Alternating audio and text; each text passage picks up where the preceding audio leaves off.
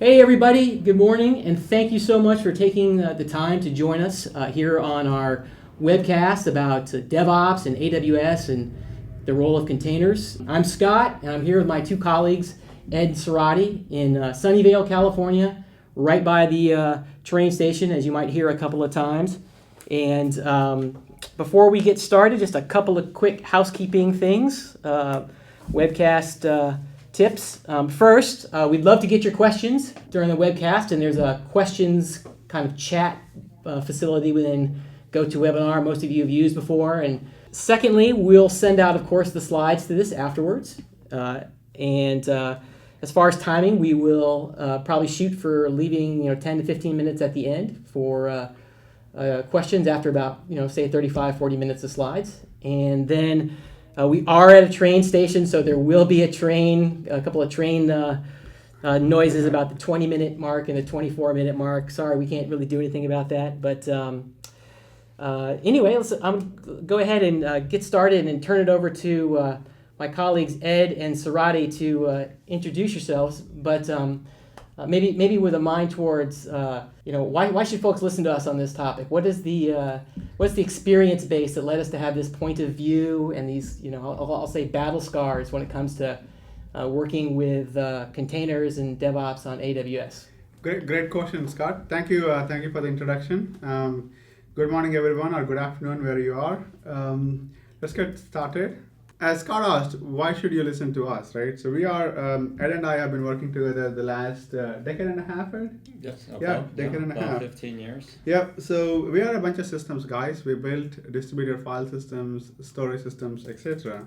But along the way, we've built DevOps systems for building our product in the last 2 or 3 companies we've been at.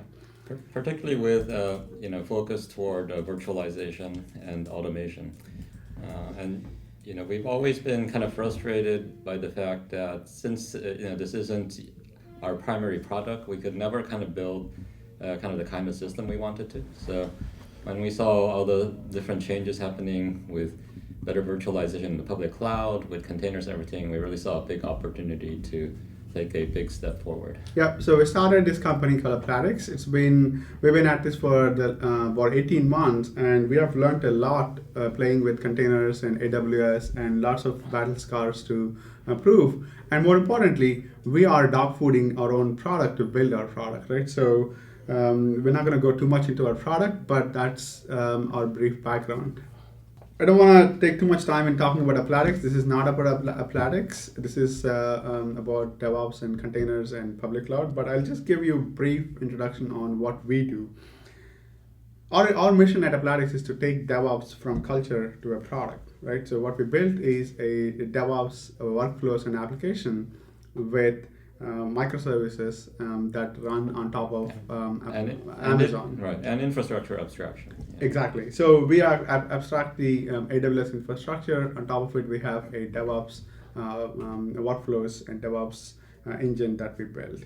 The goal is to simplify moving the applications, whether you are doing lift and shift or doing app modernization, to unleash the public cloud potential. As many of you have been thinking about moving to public cloud, we want to help that journey. And in that process, the product actually wraps more than 150 services and APIs and technologies and DevOps tools to give a seamless experience for the customer. So what are we going to talk about in this particular webcast? A public cloud is not the same as a private cloud. I'm sure many of you realize this, but we'll illustrate through a couple of examples on why we feel that is the case.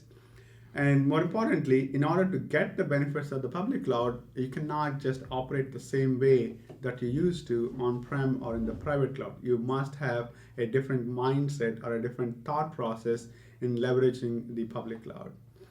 And the DevOps and containers become a critical success factor in the public cloud. We'll go through kind of illustrations of why we feel that way, mostly based on our experiences dealing with this technology.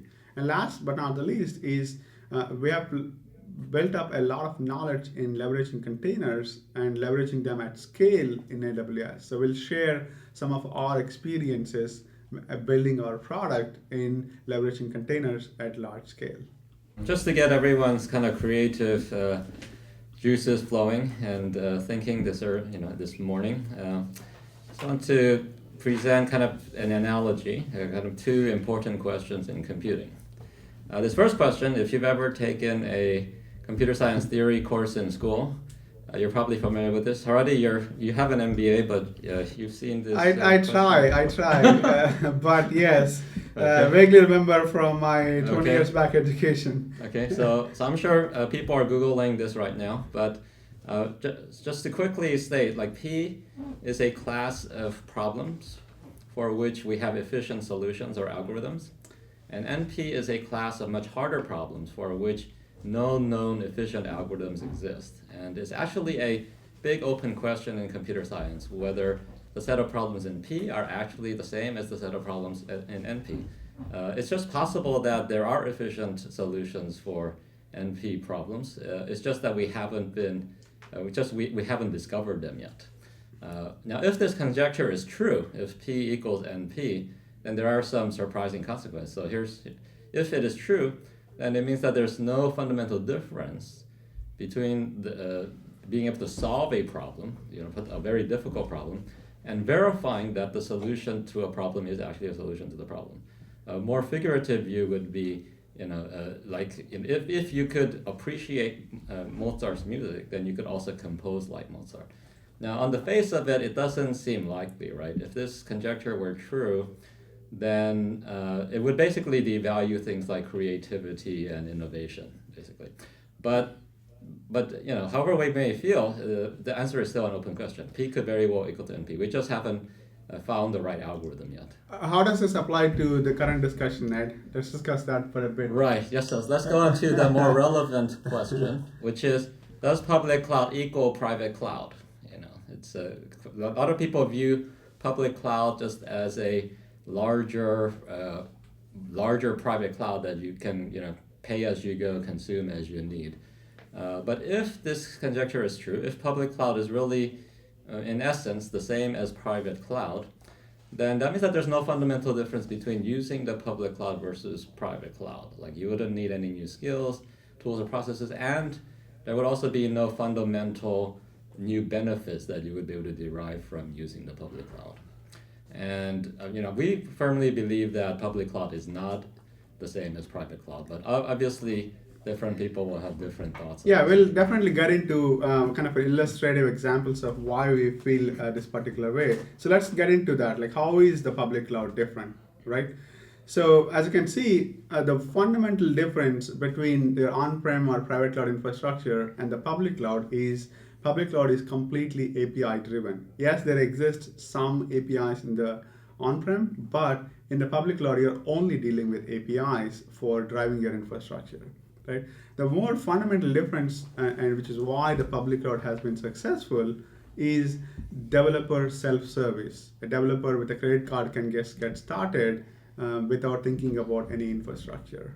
And public cloud also offers other things like on-demand marketplace where you can spin up instances on the fly, and you also have access to varying technologies that you don't actually have in the private cloud. Let's take a look at some of these examples, right? Auto scaling.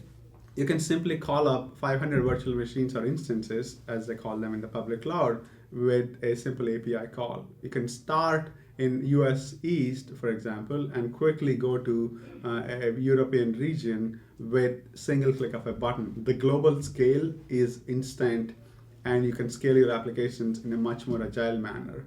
You also have newer technologies like serverless computing, where you don't even worry about which instance your application is running. It's just simply can be made into a function call. Right? And also you have things like spot instances, which are marketplace-based instruments that you can use as and when you need them, and release these instances when you actually don't need them, right? So there are many differences between public cloud and private cloud, but the most fundamental one is self-service and programmability. If you look at how private cloud infrastructure is managed, it kind of revolves a lot around virtual machines. That's kind of the basic unit of virtualization and management, if you will. So basically you turn servers into a set of VMs. A VM is really just a a server wrapped in software, basically. And of course, the public cloud also has VMs. They call them instances. But not a lot of people understand that a instance or VM in public cloud is actually rather different from a VM in a private cloud. So, for example, if you're running your own VMs on your, say, EXX hypervisor or a KVM or something like that, any resources that VM doesn't use, it's available for use by other VMs. You're not really wasting anything because a VM is idle. Whereas in the public cloud, an instance is really a slice of a physical server. You get a certain amount of fixed CPU and memory resources along with that instance. So, and they do that to provide isolation between you and other customers, right? Which is very important. Otherwise, it'd be very hard to debug problems or guarantee performance. But as a result, anything you don't use gets wasted. Of course, the public cloud offers a very wide range of sizes of instances. I don't know, at that count? I think, Amazon, as an example, offers about 47 different instance types that you could use. But no, the challenge is, having talked to 100 plus customers, people find it extremely difficult to right size and then keep it right sized. Yes, keep it, your workloads can change. Also, just right sizing your VMs isn't going to power them off at night or weekends when you're not using them, or scale them up if you need additional computing power. So a lot of people just kind of size them once and then they kind of start drifting and then you have to constantly maintain them. But overall, they kind of end up paying a lot more for the computing resources than they need to because they are not really taking advantage of auto-scaling. Correct. So the fundamental thing here is that a public cloud instance is more like a server than a VM, and you must have a lighter weight virtualization technology in order to reap the full benefits of the public cloud. Otherwise, you could do lift and shift as a starting strategy. That's what most customers do, but you quickly end up with a sticker shock because you are underutilizing your instances, and these instances are always running, so you end up paying for them whether or not you actually use the instance in the public cloud. So the other big difference between the on-prem infrastructure and the public cloud is on-prem is driven by not just silos. the infrastructure, but kind of the organizational structure. Correct. Around this. So you have, as I illustrated here, there are three different layers, right? You have your infrastructure layer, which is provisioning your virtual machines. You have your operations layer, which is provisioning the servers and the applications. And you have your developers, dev and test, QA, who actually are using these resources to deploy and develop applications. Now, you're dealing with fixed set of resources, and mostly you are trouble ticket driven. Dev needs something, they go ask ops, and ops may or may not have the virtual machines provisioned already by the infrastructure team. They go create a trouble ticket, and then the work gets done. By the time the developer who reads 100 VMs to do a performance test, it may have passed a month or so before you get the resources. And this structure does provide a lot of value. This makes it possible to impose certain governance policies very kind of reliably. Each group enforces their own policies in order to kind of implement the policy that your business wants.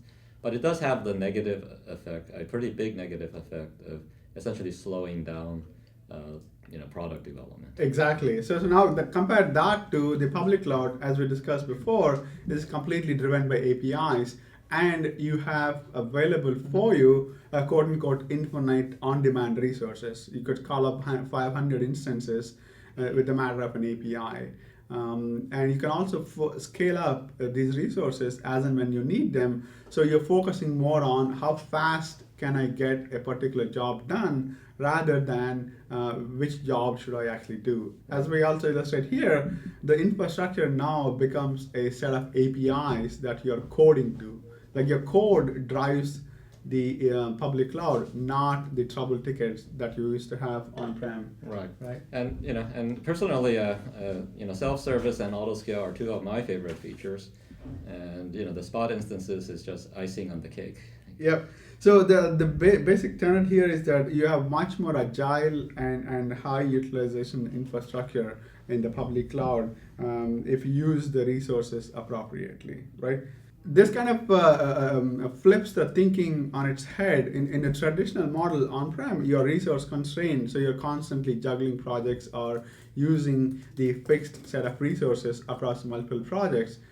But if you go to the public cloud, in the public cloud, the thinking is more time constrained. Is the job worth the cost of running it? Because Right. you have lots of resources available for you to use. Yeah, and this may seem very abstract, but I think it really kind of gets to the core of kind of the change in thinking that people need to undergo when they moved from a kind of private cloud to a public cloud. Like so much of in a private cloud is worrying about how to allocate those fixed resources, prioritizing projects, managing queues, who gets preferential access to these queues, identifying bottleneck resources, scheduling, or all of that stuff. But once you go to the public cloud, you have as much resources as you want, essentially on demand. So you really, if you do your DevOps properly, if you're operating properly, you're kind of auto-scaling as needed, bursting your workloads and so on, you really don't need to wait for resources. And then kind of with the self-service capabilities that the API-based interfaces offer, you can also, you don't have to wait for other people as well, quite sufficiently. So all of the thinking becomes focused on how do I ship my product the fastest? How do I create this software as quickly and efficiently as possible? Yeah, let's make this a concrete by taking an example, right? So the biggest thing This is where your MBA comes in handy. I suppose I'm good with numbers. So let's take an example of an engineer, right, which costs you say approximately 200K fully burdened a year. So you're spending on a work day, each engineer is costing you about $800. Right? Most organizations have this magic formula of I'd like to limit the amount of infrastructure the developers consume to about 10% of the personnel cost. So that's about $80 a day. So what $80 and Amazon gets you on a daily basis, I'm not going to walk you through the math here, is about roughly 100 M4 large instances. This is a lot of compute.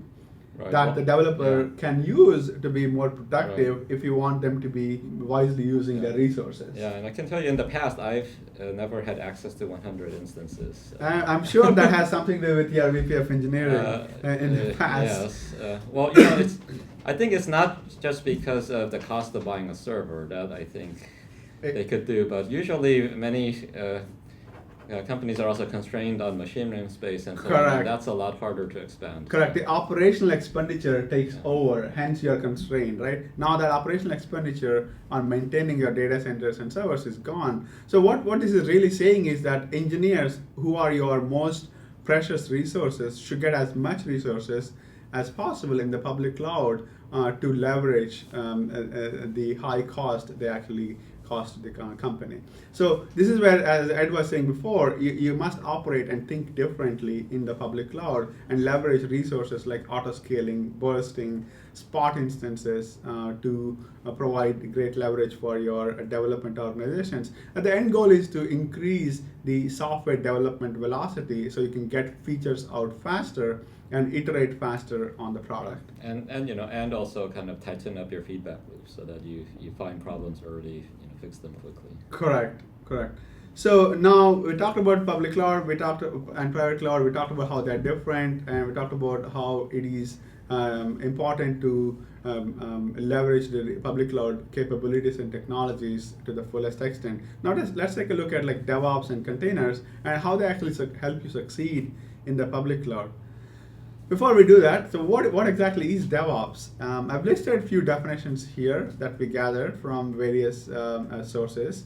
It ranges from DevOps is culture to DevOps is continuous delivery, etc. But what we believe at Applatix is DevOps is this end-to-end process of a developer writing a code and checking it into the Git or GitHub or Bitbucket, whatever you have, to actually having that feature be deployed in production and be accessible to a set of customers and feeding that information back to the developer for continuous enhancement, right? And to really have a kind of efficient, effective process for doing this, you really need a system that has been designed to implement this process. Exactly. But the bottom line is, regardless of your definition that you subscribe to, DevOps actually is this continuous process or continuous enhancement that you can create in the public cloud, and that's a must in kind of leveraging the public cloud effectively. Yeah. And one analogy I often think of,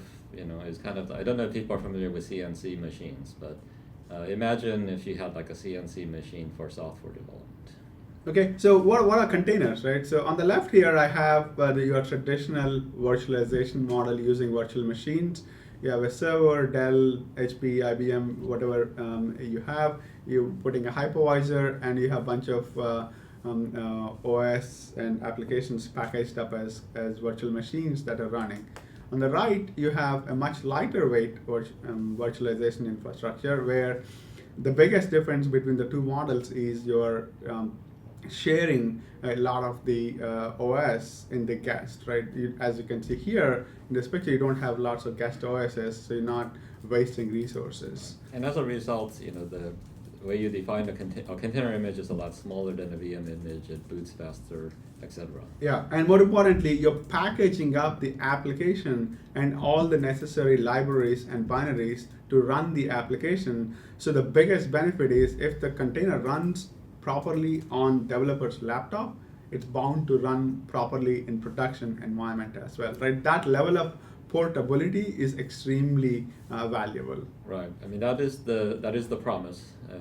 Sometimes it is a little difficult to achieve, but yes.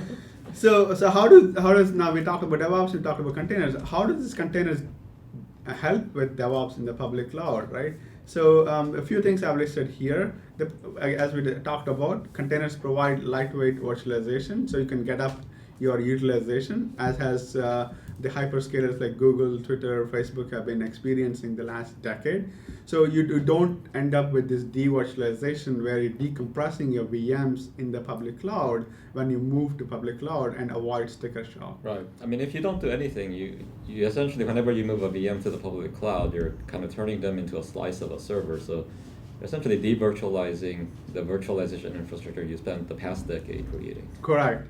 And as we talked, containers provide a very high portability and consistency. So it's ideal for doing DevOps specifically in dynamic environments like public cloud, where instances can come and go, and you can call up instances on the fly. You can use marketplace-based instruments like Spot instances, etc. The third one is extremely important. Now you're dealing with a much smaller portion of an instance. You can actually have an entire microservice and application run inside of the container. What that means is you can track the cost, the performance, the resource utilization on a much granular level than at a server level, which is what a virtual machine was on-prem. Right. So basically you get analytics, all of this monitoring, all of this at a job level rather than at a server level. Yeah. Containers, the last one is the containers by themselves don't allow you to go to a service-oriented architecture, but they help you to leverage microservices, which actually means you're iterating faster and you're delivering your software faster. At the end of it, that is the goal of DevOps, right? Yeah. You want to get software out faster and fix bugs faster in the process. And a lot of times these services are really running as jobs, so you don't have to leave them running. You could just have them spin up as necessary, do the job, and then spin down again. Okay, so essentially think of containers and DevOps as like DevOps plus containers plus cloud are kind of like peanut butter and jelly. They go together hand in hand. But having said that, based on our own experience the last 18 months playing with containers in AWS at scale, there are some of the problems that we have encountered. Orchestrating containers at large scale. Ed, do you want to speak to some of that? Yeah, I mean, there are a lot of practical problems you have to solve. There's a lot of key components you have to integrate as well. But running a container on your laptop is kind of very different from running containers on a cluster of auto-scaling machines. There's a lot more stuff that goes into it, including like how do you find the services, like how do you know where these services are running, so on. There some container orchestration frameworks address those problems for you. There's also kind of open issues in terms of how do applications outside the cluster access these services that you now want to deploy as services. Yeah. And just kind of the various strategies and criteria you can have for auto-scaling your cluster, as well as using or not using Spot instances, and all of these are interesting challenges. Also, and anyone who's done, I guess, a lot of kind of dynamic provisioning on AWS has probably encountered this problem, but each AWS account comes with an API call limit, which kind of varies based on various criteria. Amazon doesn't really document exactly how they set these limits, but it's very easy to, if you are provisioning a big cluster, to kind of run out of API calls, and your API calls start failing. And so I'm sure we have run into a bunch of these things ourselves, right? Do you want to speak to some of that? Yes. Well, particularly if you do anything with VPCs, then it's very easy to run into these kind of limits. So you have to kind of be very judicious in how you use these calls and kind of budget them throughout your process, and of course tolerate failures. Yeah, there's another set of a whole set of issues that you'll also need to solve, like persistent storage. Whether you're using EBS volumes, again, as these volumes move and as the containers move, how do you solve the stability and efficiency issues with those? And the content technology still is somewhat maturing. I wouldn't say it's immature, but it is not quite the same level of virtualization per se. Yeah, and some of the problems that arises because in many public cloud infrastructure, they're really designed for orchestrating instances or VMs, so they don't provide the same granularity of control for containers, like in terms of IP addresses, routings, access control, so forth. So a lot of that stuff has to be implemented within the kind of container orchestration framework. This isn't meant to be a laundry list of problems that you will run into, but these are the things that you must take into consideration as you embark on this containerization strategy for leveraging your DevOps, right? So there are, we have encountered many of these and solved them. So it's just a reference point from people who have actually used these and run into some of these issues. So now, we looked at public cloud and private cloud, how they're different. We looked at like DevOps and why that's a mandatory thing for successfulness, for succeeding in public cloud. We looked at containers and orchestrating containers at scale. So what does this actually all mean?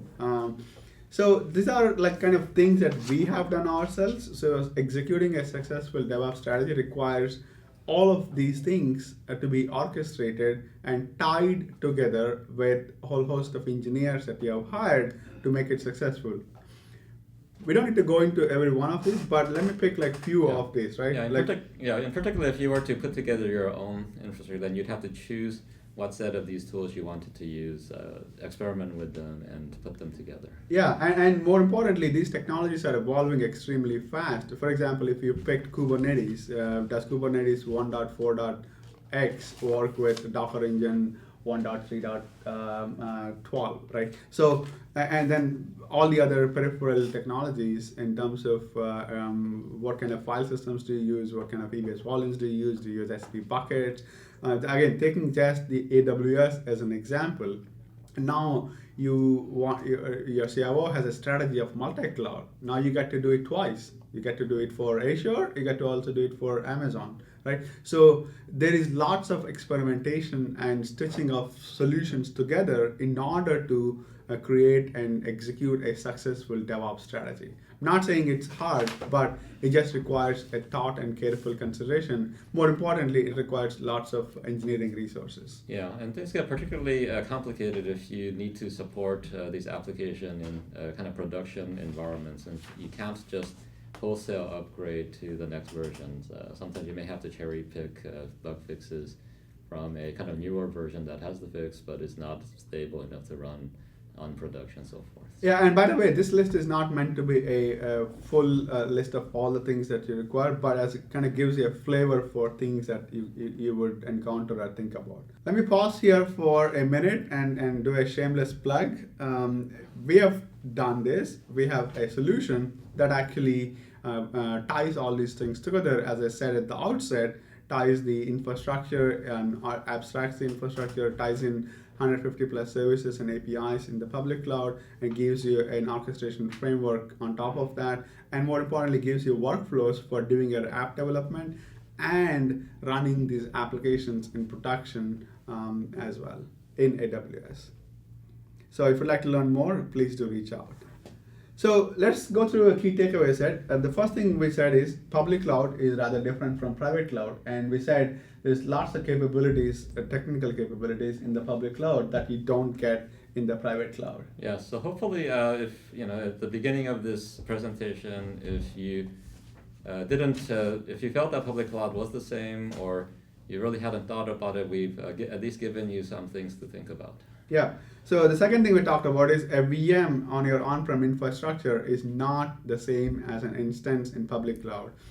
Right, these are two different entities. Yes, you could solve some of your problems with right sizing given the plethora of instance types you get in Amazon, but in order to leverage the public cloud properly without constantly tuning your application or deployment, you must use containers for both virtualization and also, more importantly, efficiency. Yeah, and we found that containers really work well with the public cloud. The fact that, the instances in the public cloud are not really the same as VMs. It means you need some kind of lightweight virtualization framework, and containers work really well for that purpose.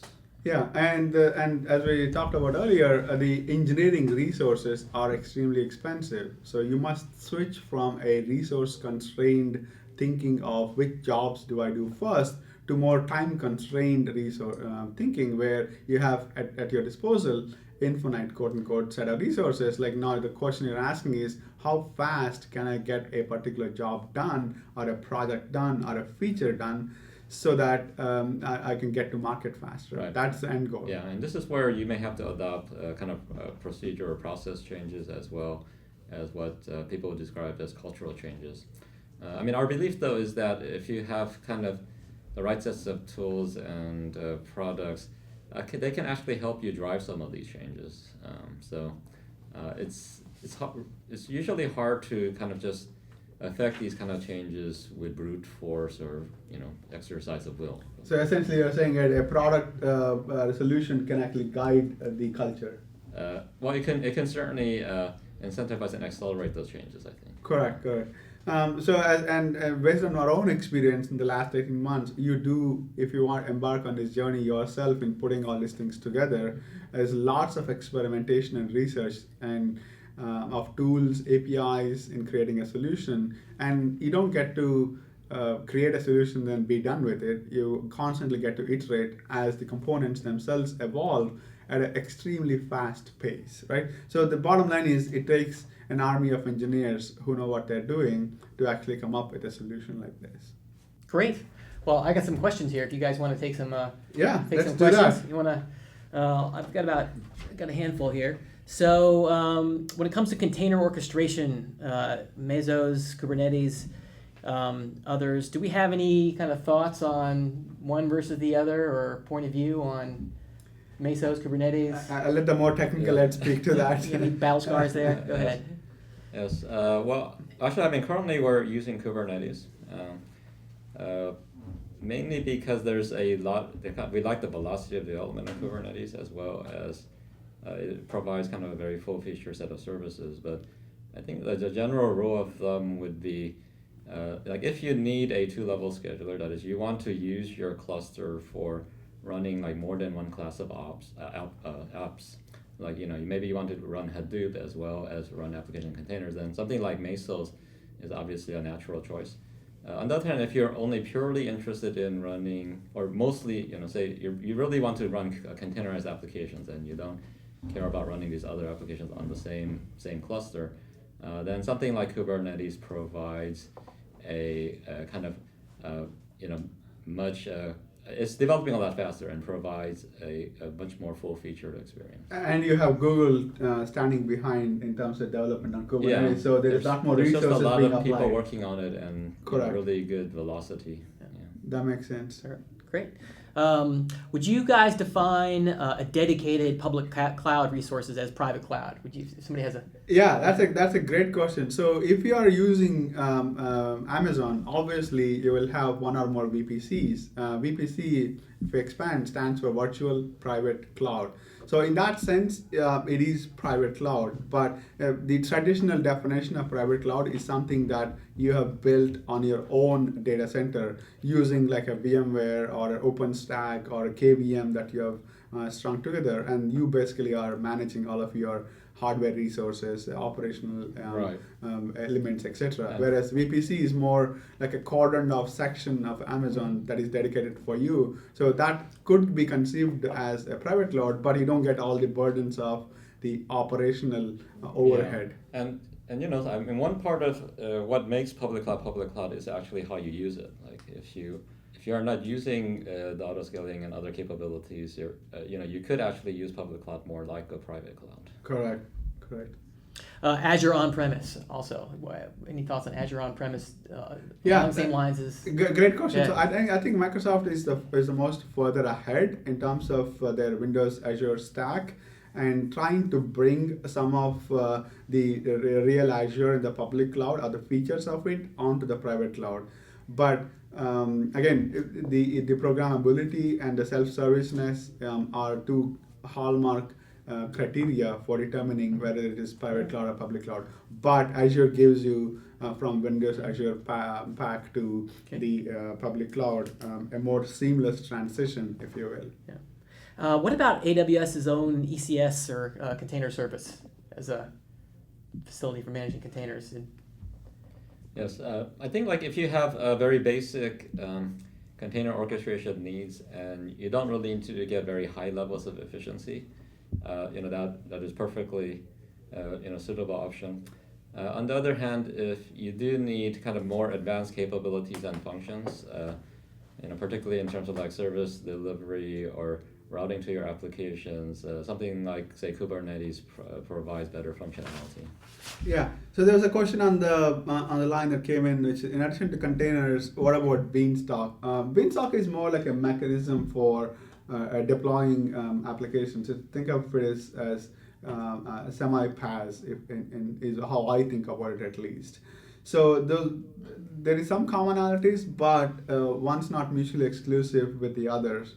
You could have used Beanstalk to deploy to ECS, for example. Yeah. I mean, one big advantage of containers is that there's a large ecosystem emerging where people are publishing their container images. So as that ecosystem develops, most things that you need will probably already be packaged as container images. So. Correct. I think you talked about this, but question, AWS has so many different sizes of instances, 48 different types. And I think they just announced many different, correct. Many new They models, new keep sizes. New. Can I just pick smaller instances and get more efficient cloud use without using containers? In fact, that's what most customers do when they start out, when they're trying to do move some of their applications to the cloud. But the problem is AWS, as you mentioned, keeps adding these instance types on a weekly basis, if not more sooner. Second is you're always constantly predicting the future. Right, so as Yogi Berra said, it's hard to predict, especially the future. So you don't know how your application needs to grow. So you might start with like a T2 medium, but what if the application grows and then you need a T2 large or M2, M4 extra large? And if you really want to optimize your operations and get kind of full value from your public cloud, you really need to adjust your resource usage, like with things like auto scaling. Not just at a quarterly, monthly, weekly, even a daily basis, but ideally, kind of more like at an hourly basis. Basically you want to be able to burst your loads and then, power down or deallocate all of your resources when you don't need them. Correct. One other question that came up, which is enterprise applications don't need auto scalability. Does the overhead of orchestrating containers bring value over just instances with known auto provisioning tools? That's a very good question. Yeah, and I would say that it depends on the app. Like if you have a enterprise app that's essentially designed as a server and is doing what you need, and you don't really need to scale the service. You don't really need to move it to containers. You could just continue to run it in an instance. But you could still leverage the public cloud. For example, if you're running a MySQL database, running an enterprise app on your on-prem, you could simply leverage the Amazon RDS database, a version of MySQL, right? Where you basically uploaded the operational overhead of maintaining this database to Amazon. Yes, but that access to the database can still be from within a large set of containers which are actually running against this database, right? So you could have a mix of the enterprise app or a database, for example, running within RDS and a large cluster of Amazon resources that are accessing this database. Yeah. Also, having said that, I wouldn't be surprised if you do start it. Containers is still a good packaging technology. So even if you are running it essentially like a server, I wouldn't be surprised if enterprise apps start appearing packaged in containers. It does remove a lot of kind of system level dependencies on your system. Yeah.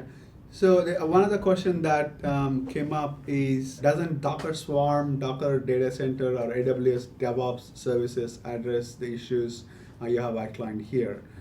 Yes, Docker Swarm is very much like Kubernetes. It's an alternative to Kubernetes. As we mentioned earlier, at least from our experience, Kubernetes has a lot more development going on. That doesn't mean Docker Swarm is no good, but it's just that the current state is that Kubernetes is much more ahead. Also, obviously like Docker Swarm, Kubernetes, Mesos, they address container orchestration, but doesn't really address the DevOps side of the problem. And then you have to integrate those two things together. Exactly, and then you have various sets of tools from Amazon that you still have to stitch together, from Code Commit, which is kind of like your GitLab or GitHub, to code build, code deploy. There is obviously they don't support a breadth of applications or breadth of tools, but somebody has to still stitch all these things together, right? That problem is not solved. Okay, one of the questions I see here is like, what's your view on Openshift? Openshift has had many transformations in the last 3 or 4 years. It started with virtual machines. Now it's completely transformed itself into containers as a service, which is simply packaging up the Kubernetes container orchestrator as a distribution. Much as the kernel is to Red Hat Linux, so is Kubernetes to OpenShift. You still you don't have you still have to, you're left to your own devices and containerizing your application, setting up policies for scaling it down, and actually orchestrating the underlying infrastructure. All of that is not free, right? Somebody has to still do all of that. But OpenShift gives you a solid base in terms of Kubernetes distribution to start with that comes from Red Hat. Right, yeah, so over time it's kind of evolved kind of from more of a PaaS to now more of like a Kubernetes distribution. One final question here. How about, you want to make this the last one? How do you use spot instances when they are so ephemeral? And how do you get the cost optimizations from using that? First, how much cheaper is a spot instance than a normal? Yeah, really good question. It depends a lot on what time of the day you're running the spot instances, as well as what kinds. They're also not suitable for running every type of application, obviously. So you can only. But containerized applications are often very well suited to them, because a lot of containerized applications are designed to restart, and they don't have a reliance on a lot of kind of persistent volumes that, like EBS volumes, for example, it's hard you cannot really move them across AZs. So, and if you really want to do spot instances effectively, you actually need to bid across multiple AZs and instance types. But in terms of cost, if you run them at night, they're probably around like 1/10 the price of an on-demand instance. Overall, if you run them 24/7, I would say your average cost would be about 1/5, maybe somewhere between 15 to 20% the cost of an on-demand instance. Okay, great questions. Hey everybody, thanks for your time. We have one last question for you. If you have a second to hit us on the chat box, let us know what you thought about this webcast. Is it technical enough or too technical, or if we were to do this again, any suggestions? We would really appreciate it. And we are going to do another webcast in 2 weeks, I think, believe it or not. Yeah. And you guys have a great presentation on things to do on day one with AWS. I think there's a lot of account management, best practices, and other things that if you're it basically draws from our own experience of setting up AWS, and more importantly, it draws on our experience helping some of our early customers set up their AWS accounts. Some of them were just getting started on their cloud migration journey, and then as we helped them, and we created these best practices. If you're advanced, you may know them, but I think it's always good to level set on. Yeah, there's actually some simple things you can do, which, especially if you do it at the beginning, will save you some grief later. But of course, these are things you can adopt at any time.